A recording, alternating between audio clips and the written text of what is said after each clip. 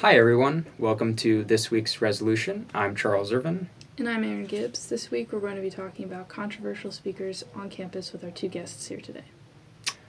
Now, Erin, admittedly, controversial speakers on campus. This is an issue that affects many Penn State students, but it's not unique to our school. Universities around the country have had to deal with this. But today, to help us talk about it, we are joined by Ryan, the president of the Penn State College Republicans, and Baybars, the president of the Penn State College Democrats. Thank you for inviting us. Yeah, absolutely, guys. We're excited to talk about this. Yeah, going with that, kind of our first question is, to what extent should a public university like Penn State intervene in this type of thing? So, Ryan, you want to go first? Yeah, so I mean, in terms of allowing, controversial speakers, we're bound as a public university under the First Amendment. We should allow people to voice their opinions. They have that freedom of speech guaranteed by the Constitution. Now, should student groups be bringing certain speakers? That's up to somebody's perspective. That's up to an individual. I don't agree with every controversial speaker that's come to this campus. I'm sure Baybars can say the same.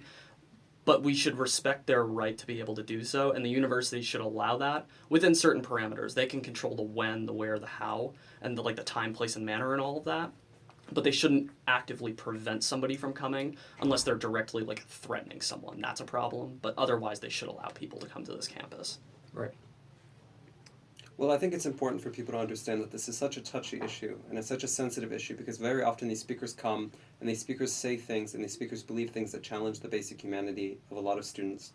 And a lot of students feel that these speakers' presence on campus is an implicit threat to their health and well-being. And while I understand that, and while the university understands that, and while I certainly don't want these people to be on campus, unfortunately the interpretation of the First Amendment as it stands is that the public universities really don't have any remit or don't have any capacity to bar these speakers from coming onto campus, more or less. Like Ryan said, they can control the where and the when, but they cannot dismiss a speaker with prejudice solely on the basis of their ideology as a public university receiving public money. And we can talk about the merits and disadvantages of that kind of approach, and I'm sure that there could be room for disagreement and agreement there, but more or less those are the facts as they were handed down to us. And it's important that we recognize that and understand that from the get-go. So both of you at least recognize the First Amendment's role in defining what Penn State can and cannot do from a very clear-cut legal perspective. I'm interested to hear your opinion on this. Recently, actually, in September, the Foundation for Individual Rights and Expression released its ranking of the colleges with the best and the worst free speech policies. In it, Penn State ranks 189th, which I'm going to be honest is toward the bottom of that list. In fact, it received a classification of below average. Now, I want to hear your opinions. Were you surprised by this? And what do you think is the reason behind this ranking? Shall I begin? Yeah, if you look. Right, so to be honest, I was surprised when I read it. And in fact, the College Democrats had a discussion about this. And I think a lot of people in my community were also surprised, because we get the feeling and the notion that Penn State is a very permissive campus as far as alternative opinions are concerned. So it isn't one of those small campuses where controversial speakers have been met with severe cases of violence from students who have provoked those kinds of cases. I mean, we talk about the Gavin McInnes event last October, in October of 2022, but that was really the exception to the rule, and sometimes the exception proves the rule, and that Penn State usually, at least to my knowledge, really hasn't had issues with free speech. Now, there are certainly elements that influence that ranking, the ranking that was put out, that I didn't think of at first. And certainly there are recent decisions that have been taken and decisions that have been made by the university bureaucracy that may have impacted in one way or another that ranking.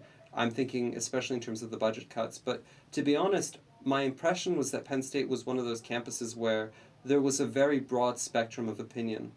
And really, because this campus is so massive and it sprawls over such vast acreage, and because it includes so many people folded into, I mean, we're 50,000 people in University Park alone, I was under the impression that really anybody could find their niche, and really anybody could find some soapbox. So it was, to be honest, it was quite surprising for me, I'd say. Yeah, and I mean, I would tend to agree with a lot of what was just said. I mean, it was surprising to me as well because, I mean, I come from a, very conservative group, admittedly. However, these other, so-called conservative groups that have tried to bring their speakers here, they've been successful at that. I mean, Uncensored America, they're very far right, very, fringe group, but they've still been able to bring their people. I mean, the only reason that one event in October of 2022 was even shut down was due to a safety concern because of how protests escalated and all of that. But I mean, just the year prior, they brought somebody who was actively, spewing things that were, anti-gay and, overtly homophobic. And I mean, we allowed that because, freedom of speech. We said, you can come to this campus. Any person can come to this campus as long as they're not threatening an individual directly. And I mean, that was really that interpretation. But I mean, I was surprised just because we've, in College Republicans and other groups, we've had the ability to bring our speakers with little to no problems. But that's also because we followed the protocols. And I think a lot of these groups that have had problems bringing people, it's not because the university is actively trying to stop them, but more or less they don't understand how to actually bring someone here effectively. And so I think it's just, a fundamental misunderstanding of how to follow the rules versus not following the rules. Yeah, okay. So if Penn State were, though, to stop, allowing speakers on campus or try to put more, structure or, restrictions on that, what do you think would happen? And, how do you think they would deal with that? I mean, I would tend to disagree with any idea of, trying to silence speakers on campus. I think allowing a diversity of opinions and a diversity of thought is what's going to make people more informed. So you may not agree with somebody that's super on the far right or super on the far left, but them coming to campus is going to force individuals on this campus to form an opinion, to become educated on different topics that they may not have considered something they wanted to become educated on. So I think that there's value in that, up front. But I think in terms of making it harder to bring people here, what's going to happen is you're just going to see people trying to go off campus, or you're going to see more kinds of protests that could get violent, unruly. That's not something we want. And so if we allow people to come here safely and on our terms, that's going to be much more conducive to free debate, free speech, and ultimately a safer environment for students than just saying, hey, you can't come here because we don't agree. Because what one agrees with, somebody else might not agree with, and it's a very subjective stance to say, oh, one person can speak and one can't. So you either have to apply the rule to some or none. But I mean, it's one of those all or nothing things, in my opinion. If I may, Beboris, before you give your response, if you want to respond to this as well, how do you decide what is and is not acceptable speech?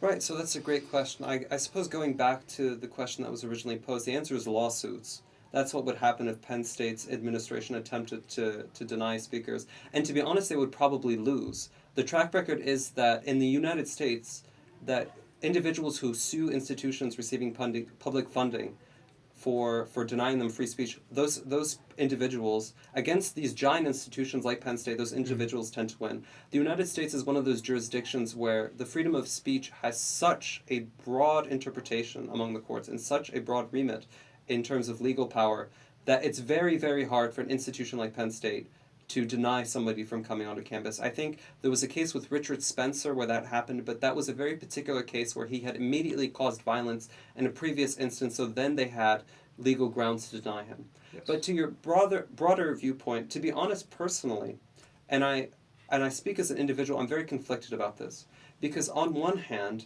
I deeply sympathize with the people who say that individuals of the sort of Milo Yiannopoulos and Gavin McInnes pose an existential threat to their well-being. But I also believe very strongly in free speech as an abiding principle, as a governing principle of American life, and honestly of life in any liberal democracy, which is something that I hold honestly above everything, the defense of liberal values. And I say liberal as sort of classical liberal, small L liberal. Those kinds of values are really important to me. And it's funny, I guess, I was talking about John Stuart Mill with Ryan in a completely different instance, but one of the books that really got me into politics was On Liberty by J.S. Mill, and a large part of that book is devoted to free speech and why free speech is important. So I'm not going to go into it too much, but part of the argument that he makes is that we shouldn't have any restrictions on what people can say. Even people can say the most vile things, and John S. Mill puts forward a variety of arguments why he thinks that. And one of the arguments is that the people that might be saying the controversial things might be true. Like, they might be correct. And I don't think that's the case with these people. But another argument is that, one, if you suppress the speech, it doesn't mean that it's going to go away. In fact, if you do suppress speech, it might make it seem like more sexy or more controversial, more bad boy. So people might be so people are sort of attracted. People on the right and the left are sort of attracted to the idea of being a rebel, being a dissenter. And then he also makes the argument that wrong ideas are the metric against which we judge our correct ideas. And allowing these people to come and allowing ourselves to go to their events and to rebuke them is one way that we determine the correctness and the righteousness of the things that we believe. So to me, it is important that these people are not, I will say, I have to be very particular about how I say, are not impeded from coming onto campus, because it shows the strength and the supremacy of liberal values at the end. So that if you're asking me to what ideas we can ban from coming onto campus, my personal answer is that I don't believe that there should be any. I don't. Okay. I did have a question though for those students that feel that their identity or their group is challenged by whoever is coming to campus. How do you make sure that there is an environment where they feel heard? Because obviously, as you said, those students are going to speak out. They're going to protest, and they're going to feel. They may even say that they feel unsafe in the given context. So how do you encourage them to feel like on this campus they have a space? Well, I'll say that those students that say that they feel unsafe, they are unsafe. That's objectively true. I mean, Michael Stein and his groupies do pose a threat. Alex Stein and his groupies do pose a serious threat in many cases to the lives of these people, not just by the things that they say and the rubbish that they believe, but also by the actions that they've committed and that they will commit if their ideas have more free reign. So those students are right to feel that way. I'll say it's important that those students, one, are heard, that their concerns are taken seriously, that there's adequate police protection, not only for these events, but for the counter-protesters. And also, I'm very much in favor of events like the Love is Louder event when Milo Yiannopoulos came, where the university made a concerted effort to organize a counter-event for students that felt unsafe about confronting, I think it was Milo, directly, but also wanted an outlet to express their anger. Do you think those events were successful? I believe in the case of Love is Louder, I wasn't involved in Love is Louder. I wasn't involved I wasn't even in the country when Alex Stein and Gavin McNitz came last year. So I can't really speak to what happened on the ground, and I can't really speak to the university's response. But my impression from the Love is Louder event is that it was successful. And I believe that going forward, that's the sort of attitude that the university should take. Ryan, do you wanna... Yeah, and I totally agree with that. I mean, the thing is, yes, there are people who may feel unsafe by something that one person is saying on this campus. And yes, I agree, there should absolutely be adequate police protection for people who are protesting. Because just like there's a right to free speech, there is the right to protest. We need to make sure that both things can happen simultaneously, but safely. But at the same point, I think that giving these people who feel as though these speakers are threatening their mere existence, I think the idea that we as a university coming together and doing another type of event, like the Love is Louder, is sending an even stronger message than allowing some person who has a bigoted idea to come onto this campus. Because we're giving these other people who feel as though they're being threatened a space to feel safe, a space to feel welcome, where one person is the exception to, an overwhelmingly safe and supportive community here at Penn State.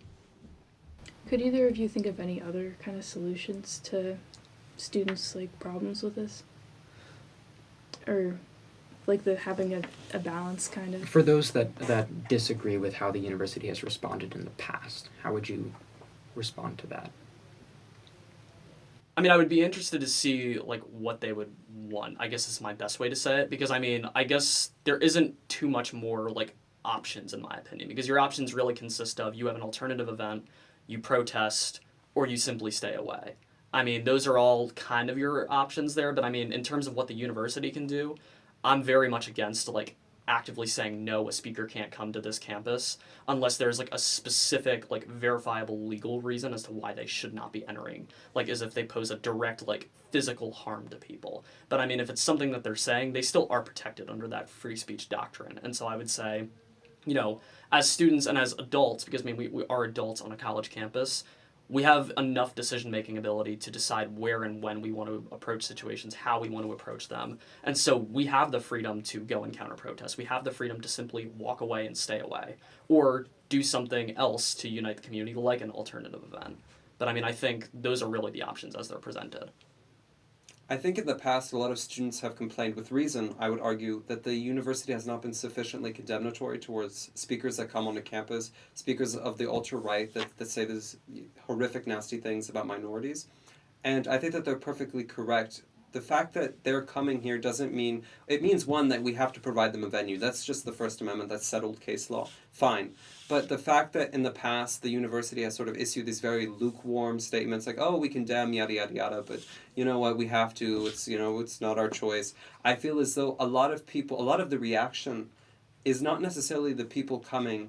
It's more or less the university's, what people see as the university's quasi-ambivalent attitude towards these people who are coming. And I feel as though if the university came out and said, we don't want these people here, these people do not reflect the values that we've built our university upon, these people do not reflect the values of our administration, that would go a long way for a lot of students who do feel threatened. If the university actively distances themselves from what is happening and says, these people stand in stark contrast to everything that we believe as an institution, as individual people, I think that would really help. And to be honest, I don't feel like we've seen that kind of rhetoric from the university, and I think that we should. So and I think it's important to understand that these are the facts as they are. We take the facts as they are. So if we're going to have these people come, let's not give them a reason to come back. And part of that means, one, we don't want to be tolerant towards intolerance. So we do want to protest them. We do want to show them that their presence isn't going to go without notice. But also we don't, because these people are provocateurs, we don't want to light their fire. We don't want to give them what they want, which is the attention. We want these people to say that we want these people to see that they're pathetic idiots and losers that have no place in democratic society, which they are. And I have no reservations and no qualms about calling them that. So that's my opinion. That's what I'd say. All right, well, clearly this is a complex issue, but thank you all for coming here and starting the conversation about it. Of course. Yeah, of Our course. pleasure. Yeah, happy to. I mean, like you said, Pevars, it's important to stand by the facts. And I'm really glad that that's what we did today. And mainly I'm glad that the two of you could sit in a room together and both reach a consensus on how the university namely should respond to this. Because Ryan, as you were saying, students do have that choice. They can choose to attend the event, they can choose to protest the event, or they can choose to not be involved with the event at all. And so I think this issue, as Erin, you said at the beginning, is so multifaceted that you're going to have a variety of opinions on this. But I'm really glad that you two were at least able to agree on a solution. And I think we need to continue having these conversations if we want to reach a definitive solution on this. Precisely. If I might have one last comment Absolutely. to add. I mean, Ryan and I do represent rival political traditions, but it's important to understand that this isn't the end-all be-all of the conversation. I mean, Yeah. we're both straight white guys. So we are not the kind of people whose opinions are, whose lives are most endangered, let's just say, without putting too fine a point on it, whose lives are most endangered by the rhetoric of these people. So it's important that whatever the university's ultimate strategy is going to be, it includes the voices of everyone, or at least as many people as possible in the university, and that includes people of various ethnic, racial, religious, sexual orientation backgrounds. So that's important. But no, thank you absolutely for saying that, Of because course. that is true. We're limited. Our table is only so big, and so we can't have everyone in here. But Right. if we did, I think we'd have a different conversation for sure. Right.